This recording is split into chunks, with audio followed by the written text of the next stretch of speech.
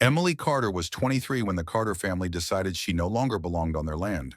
Her husband, Luke, had died only 2 months earlier after a fall from a skittish horse.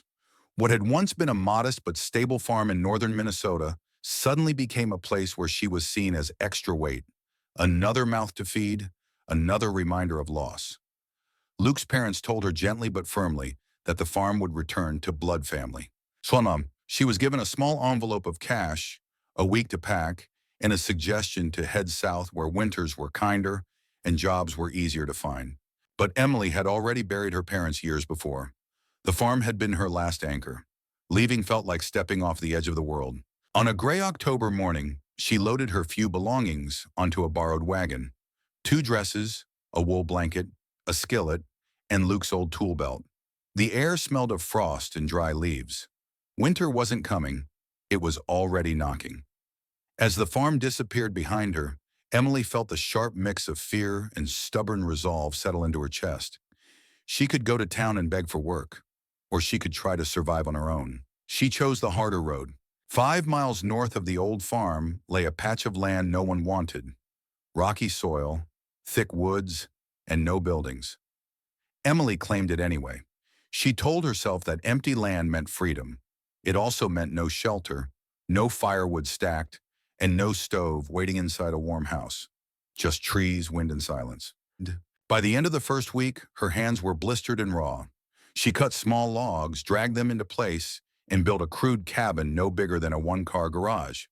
The walls leaned slightly, and the roof was patched together with bark and sod. It wasn't pretty, but it blocked the wind. Each night, she lay wrapped in her blanket, listening to wolves in the distance and the low groan of trees in the cold. The real problem came when she counted her money. After buying a saw, nails, and a basic axe, she had barely enough left for food. A proper iron stove cost more than she could afford. A chimney would take the rest. Without heat, her cabin would become a wooden coffin by January. That was when memory stepped in. She remembered her childhood on her father's farm. How, in the dead of winter, steam used to rise from the manure piles behind the barn. Her father had once laughed and said, "That's nature working. Rot makes heat." Back then, she hadn't thought much of it. Now that strange image came back with new meaning. What if heat didn't have to come from fire? What if it could come from the same slow, living process that warmed those piles of straw and waste? The idea felt risky, maybe even foolish. But Emily had run out of safe choices. All she had left was time, work, and a dangerous winter closing in. Standing inside her half-finished cabin, she pressed her palm against the cold log wall and whispered to herself, "I just need one wall to fight the cold." And with that, she made the decision that would either kill her or change everything. Emily spent the next few days thinking about nothing but that memory. Steam rising from frozen manure, warmth trapped inside decay. The more she turned it over in her mind, the more it refused to leave her alone. Fire was expensive. Wood took time she didn't have. But waste, straw, rotting plant scraps, those were everywhere. If heat could come from slow breakdown instead of burning, then maybe she didn't need a stove at all. She started with the north wall of the cabin, the side that faced the worst wind. If cold was going to attack her house, it would come from there. She tore that wall down and rebuilt it wider than the others, leaving a hollow space inside, like a long, narrow box built into the structure itself. Then she began filling it. She hauled manure from nearby farms in a borrowed cart, along with spoiled hay and fallen leaves. The smell clung to her clothes and hair. Her arms ached from lifting, her back burned from bending. She layered the material the way her father had taught her long ago. Dry straw first, then wet manure, then more straw, then leaves. She added water until the mix was damp but not soaked. From the outside, it looked like madness. Thomas Reed, who owned the nearest farm, stopped by one afternoon and watched her work in silence. He was a tall man with a narrow face and a voice that carried. "Emily," he said at last, "what in God's name are you doing to your house?" She wiped her hands on her skirt. "Building a warm wall. With manure?" "With decomposition," she answered carefully. "It makes heat. Same way compost does." Thomas laughed once, sharp and loud. "People freeze out here even with stoves. And you think trash is going to save you?" Word spread fast. By the end of the week, neighbors were driving by just to look. Some shook their heads, some whispered. A few joked that she'd gone half crazy from grief. Children dared each other to run up and touch the poop wall. Someone started calling her place the stink cabin. Emily heard all of it. She said nothing. Inside, doubt crept in at night. When the wind howled through the trees and frost coated the inside of the windows, she lay awake staring at the ceiling, wondering if she'd made a fatal mistake. There was no fire, no chimney, just that strange, silent wall. Then one morning she felt it. Not with her eyes, with her hands. She pressed her palm against the stone surface she had built between the wall and the room, and it wasn't cold. It was faintly warm. Not hot, not comforting yet, but alive. 2 days later, the warmth deepened. The air in the cabin stopped biting her lungs when she breathed. The wall radiated a steady, gentle heat, like the side of a stove long after the fire has burned down. She sat on the floor and cried, not from joy exactly, but from relief so sharp it hurt. Outside, winter kept moving closer. By late November, snow fell for the first time. The town lit their stoves and stacked their firewood. Smoke rose from chimneys all across the valley. Emily's cabin had none. Thomas Reed came again, this time with his wife, Grace. They stepped inside expecting to smell rot and find her shivering. Instead, they stopped short. "It's warm," Grace said. "Not warm enough for January," Thomas muttered, but his voice lacked confidence. Emily didn't argue. She just kept feeding the wall. New straw, new waste, fresh layers. She learned its moods the way farmers learn animals. Too dry and it cooled. Too wet and it sulked. But when balanced right, it worked without flame or smoke. The valley still laughed. They said she'd be the first to freeze when the real cold came. They said the wall would rot and collapse. They said grief had made her foolish. Emily listened to the wind and said nothing, because deep inside that strange wall, something was waking up. And winter was only beginning. By December, the valley had settled into its winter rhythm. Smoke curled from chimneys, morning and night. Axes rang against frozen logs. Everyone measured time in cords of firewood and inches of snow. Emily measured it in silence. Her cabin still had no chimney. No flames danced in the corners. Yet the inside stayed strangely steady, cool but livable, hovering just above the edge of comfort. The wall did its quiet work, day and night, without smoke or sparks. She fed it like a living thing, adding fresh layers every week and sealing it back up against the wind.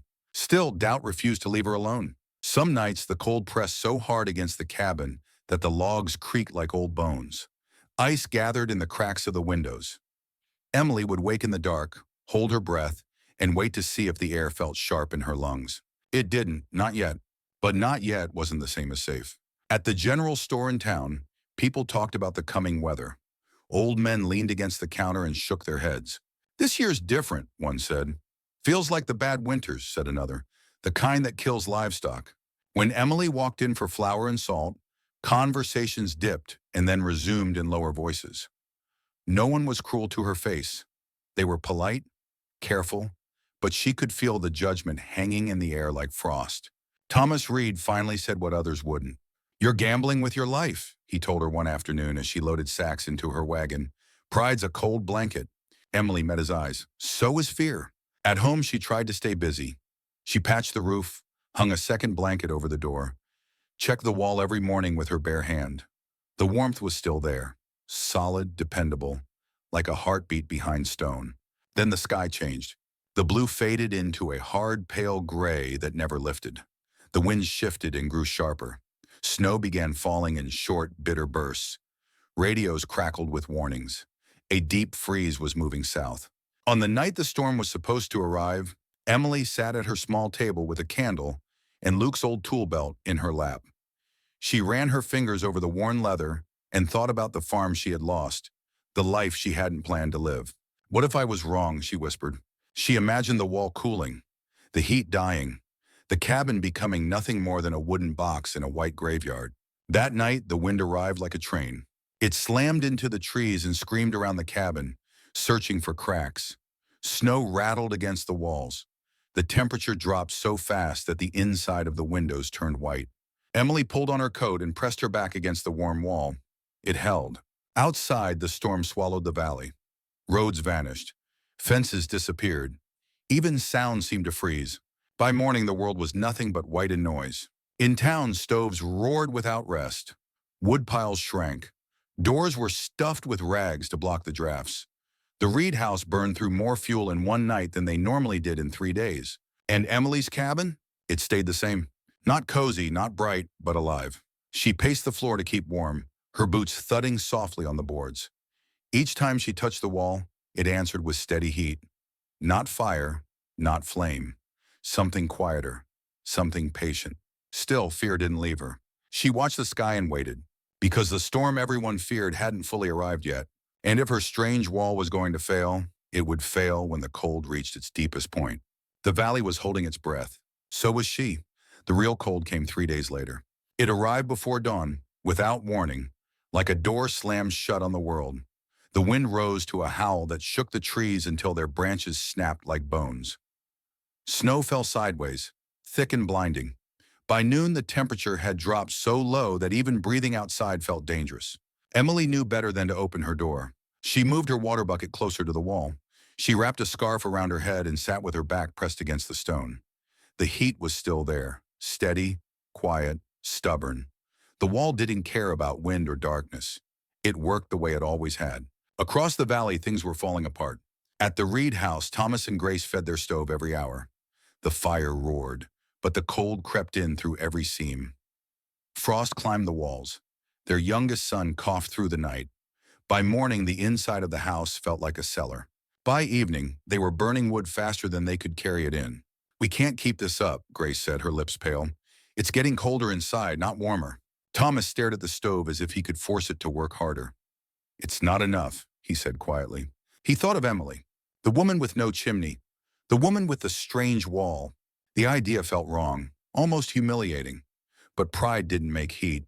By nightfall, the Reed house dropped below 40 degrees. Their breath showed in the air. Their daughter's hands turned numb. When Grace began to shiver uncontrollably, Thomas made the decision he had sworn he would never make. He pulled on his coat and stepped into the storm. The walk to Emily's cabin was barely a mile. It felt like a lifetime. Wind shoved him sideways. Snow filled his boots. By the time he reached her door, his beard was white with ice, and his fingers wouldn't bend. He pounded with his fist until the sound was lost in the wind. Emily opened the door. Warm air spilled out like a living thing. Thomas staggered inside and sank to his knees. "My house, it's failing," he gasped. "Grace is freezing. The kids, too." Emily didn't hesitate. "Go get them," she said, "now." It took 2 trips. By the time they all arrived, Thomas, Grace, their children, and an elderly neighbor who had nowhere else to go, the cabin felt impossibly small. Bodies crowded every corner. Wet coats steamed in the air. And still, the wall held. No fire burned. No smoke rose. Only that silent heat pulsed through the stone. Grace pressed her hands against it and closed her eyes. "It's warm," she whispered, as if afraid to break the spell. Outside, the storm raged for 2 days. Other homes weren't so lucky. Wood piles vanished, stoves failed, people burned furniture. 2 families fled town entirely when their pipes froze solid. Inside Emily's cabin, 7 people slept in shifts, wrapped in blankets, breathing air that never turned sharp. Thomas watched the wall as if it were alive. "You built this out of waste," he said finally. "Out of what we throw away." Emily nodded. "Out of what still has work left to do." The storm ended as suddenly as it began. The sky cleared into a hard blue. Snow lay over everything like a heavy blanket. When they stepped outside, the valley looked broken. Chimneys stood cold. Windows were rimmed with ice. Smoke no longer rose from half the houses. Thomas turned back toward Emily's cabin, the one place that had not gone dark. When the storm finally loosened its grip, the valley emerged slowly, like a wounded animal testing its legs. Doors creaked open. People stepped outside and stared at the damage in silence. Chimneys stood cold. Wood piles were gone.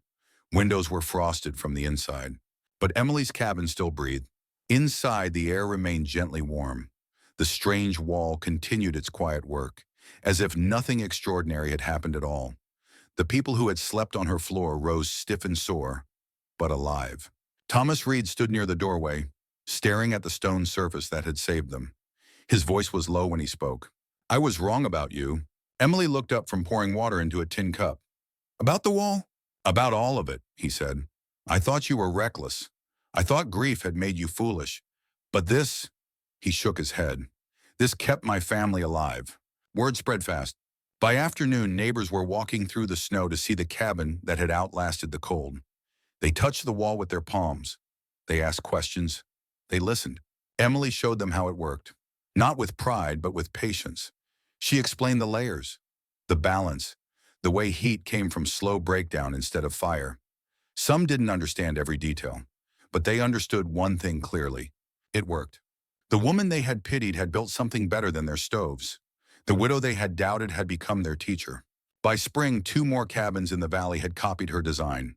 By the next winter, several homes had their own versions of the living wall. They still used stoves for cooking, still burned wood for extra warmth. But the wall became their steady heartbeat against the cold. Emily didn't become famous. She didn't leave the valley. She stayed where she had almost frozen and turned that lonely place into something useful. Years later, children would walk past her cabin and say, "That's the house that doesn't need a fire." And maybe that was the greatest change of all. Not the heat, not the wall, but the way people learned to see her. She had arrived as someone unwanted. She stayed as someone needed. And all because she trusted an idea no one else believed in. So here's the question for you. If you were standing alone, with winter coming and no one backing you, would you follow what everyone else does? Or would you trust the one strange idea that might save you? Sometimes survival doesn't come from strength. It comes from thinking differently. And sometimes the thing people laugh at first is the very thing that keeps you alive. If this story moved you, don't forget to subscribe to the channel for more powerful survival stories like this one. Would you dare to live in a house with no fire, only a wall that makes its own heat? Tell us in the comments.